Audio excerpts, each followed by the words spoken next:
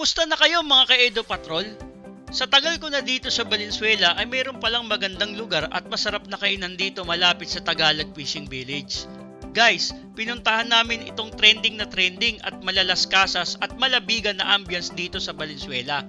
Ang Kamayan sa Palapat na matatagpuan dito sa number 24 Bisig Road, Tagalog, Valenzuela City. Bukas nga pala ito mula alas 7 ng umaga hanggang alas 11 ng gabi.